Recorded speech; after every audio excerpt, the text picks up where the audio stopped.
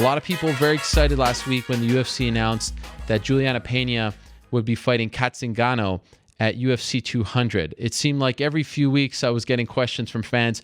Where's Zingano? Where's Zingano? We have not seen her since UFC 184 last February of 2015. Well, now you have the answer to that question. She will return to action July 9th in Las Vegas against the aforementioned Julianna Pena. Really wanted to have Kat on. She is kind enough to join us. I believe she's in transit right now, so we appreciate her taking the time. Kat, are you there? Hey, yeah, how's it going now? I am doing great. Thank you for the time. You're coming back from the Olympic trials, right? Yeah, I was out in Iowa City this weekend. My best friend was wrestling at the Olympic trials, and so I went out there to support her and, kind of revisit and reunite with all of my old wrestling colleagues and, watch some awesome matches, and now I'm on my way home. What is your best friend's name, and how did she do? Randy Miller. She lost one match, so she ended up taking third.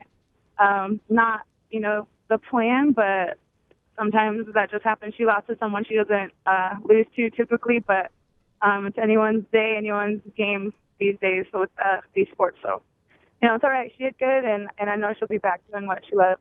All right. Well, that is good to hear. And of course, it's great to hear that you're back in action. I was saying that I used to get questions every, so often. Where's Kat? Where's Kat? When's she coming back? Is it nice that you can finally give people an answer, that you can stop getting those questions? Because I would imagine you were getting those multiple times a day.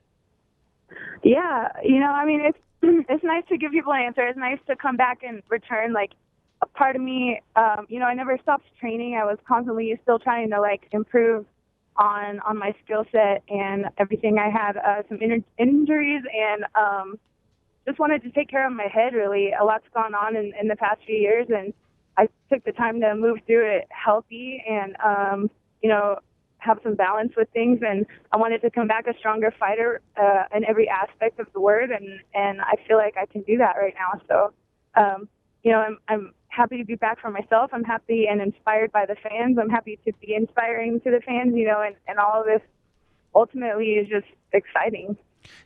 Was there a specific reason why you were out for so long, or was it a mix of all those things that you just alluded to? There's some specific things, but nothing that I really want to bring up at this time. Okay. I think that, for the most part, it's just, getting things right with me, and when I'm balanced, when I'm in a good mood, when things are right for me, I'm very dangerous. And, I wanted to make sure I got all of that on point before I put myself back in there. Was there a point where you felt like, okay, now I'm ready? Like you started to get that itch again where you started to feel, okay, mentally, physically, I'm ready. And was that did you tell the UFC, okay, now you can start booking me. Now you can think about plans for me. How did it all happen for them to come and say, okay, we have a fight booked for you? Well, the entire time, I've had the itch to go in there and fight again. I really hated the way that I lost. I hated the fashion in which I lost. And, it really, really sucked. And I wanted to get, I needed to take care of things that went into being my best at this point, and going, I decided to take a trip, took my son and myself to Thailand and really immerse myself in the stuff that I wanted to learn and the things that I wanted to improve on. And when I got a taste of that motivation and that inspiration as far as what I wanted to see my body do, I immediately was excited about it. And I felt motivated. I came home. I talked to my manager, Ed Soares, and, he was excited about how I sounded. I watched Misha's fight against Holly, and I was super pumped about all that. And just the feeling that I had inside told me that, now's the time to get moving again.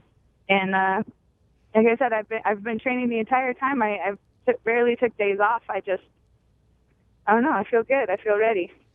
Do you feel like you're over the Ronda fight? That was your last fight. It feels like it was 10 years ago, just a year and a half or so ago. Do you feel like you're over it, or will you only get over it once you fight again? It's over. What is there to do? It's water under the bridge. I can't sit here and regret anything. I can't change anything about it. What happened, and really all I can do is move forward and learn from it. I can be stubborn, and there's things about the fight that I was being stubborn about, and I didn't necessarily want to look at. But, here I am now seeing what I needed to see from it. I'm removed from the situations, all emotions aside, and was able to look at it strategically and I don't know, like I feel like I've been able to fix and maneuver what I needed to do in order to go back to that fight, but that's not the fight that I'm going to have now. What I have to do is a different opponent, and I don't know, I feel like a different me, a different skill set, a different mindset. It's all, it's humbling to lose, and it's humbling to lose like that. And, it's a really, really good thing, honestly, because it definitely put me in check, and I just can't wait to go out there and see what I'm like now that I hated that so much, Just curious, what was your reaction when she lost to Holly Holm? Were you watching that live? How did you react to that? I was watching it live. I actually thought Ronda was going to win, and I was surprised when she didn't. But I do think Holly is a credible opponent. Holly's got some really good stand-up, and I know that she's extremely strong and powerful with her striking. So, I was shocked, but also pretty proud of Holly at the same time. I mean, that was a really good game plan, and I feel like her camp did a good job of, I guess, preparing for that and implementing exactly what they needed to do. And, it was a good show for sure. So a couple weeks ago, you did an interview with Access TV, and you teased that you had an epic fight coming up. And that, of course, when you tease the fans like that, then the speculation flies, and everyone's trying to figure out what it was. A lot of people thought that it was going to be maybe Chris Cyborg or Ronda Rousey. When you hear that word epic, what exactly were you referring to? I mean, the Julianna Pena fight is a great fight. The card is an epic card. That's a historic card. Some people were, when they found out the news, they were like, okay, well, this wasn't maybe what we were expecting because you said epic. Were you referring to the card? What exactly were you meaning when you said that? I think that it's going to be a really, really good fight. Julianna is very game. She was the Ultimate Fighter winner. Everybody got to see what she brings to the table. And, stylistically, I think the matchup is going to be for a very exciting fight. We're both brawlers, we're both gamers, and what I plan to bring to the table, especially after, the training that I've done, the work that I've been putting into my body and my mind, like, I refuse to put on anything less than an epic performance. It could have been anyone that they put across for me. This fight will be epic. This fight will be intense, and it will be powerful, and it will be moving because I'm committed to that, so this is it's going to be epic, and you'll see. I'm sure it'll speak for itself. Now, when Misha won the belt, was a part of you thinking, I had a quote-unquote epic fight with her, I beat her, it was great, a lot of people have wanted to see it again, she's wanted to see it again. Did you think that maybe you would get the next title shot because of the fact that she was now the champion? Were you pushing for that? Well, I was pushing for it. I guess, if I put it in perspective for myself, if I were champion right now, I feel like I would be calling out every single person that ever scored on me ever. You hand me the magic wand of I get to be champion. Like, I want to avenge everything ever.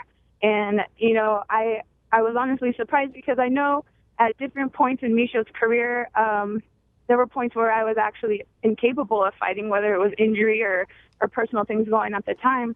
And Misha did say that, at some point, eventually she wanted to avenge her loss. So naturally, I thought she might say something like that. But it seems that I feel like I'm the only person that she doesn't want to fight right now. Ronda is off the charts because she's doing what she needs to do to get herself ready for, life and what she wants to do with this sport and stuff. And, so I don't know. If I were Misha, I would want to avenge my losses, but I don't know. I don't know what her plan is or what her point is. She, I guess, is doing what she's doing. Obviously, you're excited about the Pena fight. You're excited to fight at 200. Who can blame you? But did you have a moment where you thought like, wow, it's a little funny. I beat both women who are fighting for the belt, and I'm not fighting for the belt here. Do you think that's a little funny, or do you understand why that's happening? I mean, I get why.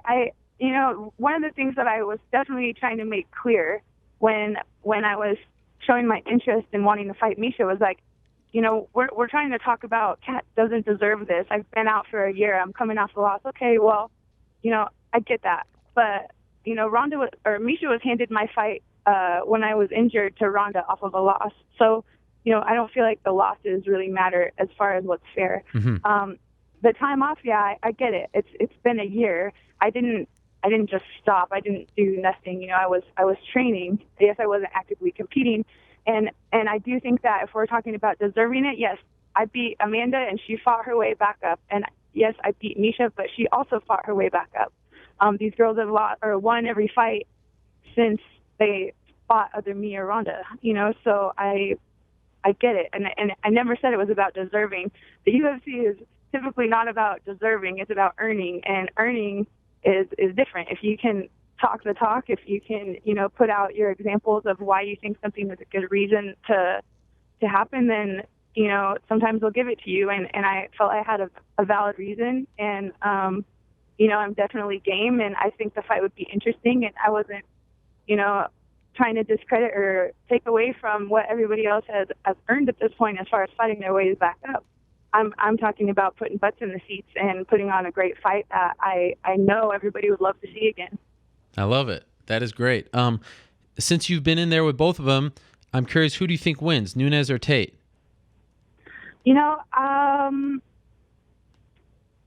Man, they're both warriors. That's the thing is I feel like Misha is really good at taking a hit, and she'll just go. She'll stay in there. And Amanda, she can deliver a beating. And I don't know. I think stylistically, like, you have two extremely tough women. They're both very powerful, and they're both very game. So I don't know. I see Misha winning it. Just out of pure experience and her knowledge, and just like, I think she wants to be champion longer, but if Amanda is a champion, she will definitely be a good champion too. So either way, I would really want to be considered in what happens next with that after that fight. Oh, have you been told that if you beat Julianna Pena, you're the number one contender? Have they said anything like that to you? No, I haven't been told that, but that's definitely something that I'm going to be trying to fight for. Right. How much did you miss all of this? Like, just being, having a fight, having to think about an opponent, counting down the months, the weeks, and then actually getting to fight week and all that. Can you sincerely say that you missed all of this? Oh, yeah, absolutely. I mean, it was grueling. It was grueling, and to watch the show go on without me. Yeah. But at the same time, I know I was doing what I needed to do to come back at my best. I didn't want to come back, a 50% happy athlete. I didn't want to come back with, all this other stuff on my plate and just make it work. Like, I wanted to come back, like, hungry for it and missing it and desperate for it and longing for it. And that's what I did. And I waited long enough. And when the time was right, it just hit me like a ton of bricks. And I knew, and that was the pinnacle I was waiting for. That was the moment that I was waiting for, and it happened to be at Misha's fight. And I was like, I'm ready. I can do this. I can beat her. Like, I'm ready. And that was the bam I needed to hear, and I heard it. So I'm excited. I'm excited to be back in the mix. I'm excited to be inspired by the fans. I think it's a great time for women's MMA right now, and it's just great, and it's epic. All of it is epic. So you were at UFC 196. You were there in person? No. Oh, okay. I thought you meant, you were just watching the Misha Tate fight. Yeah, I was watching the fight. Okay. And now you come back. Your team is on fire as well. I feel like you guys are getting a lot more attention. TJ joined the team, and Neil Magny has been killing it as of late. Would you agree that it feels like when you fought for the belt, the team that you were training out of in Colorado wasn't getting as much attention as it currently does? Things have changed a little bit since the last time you fought.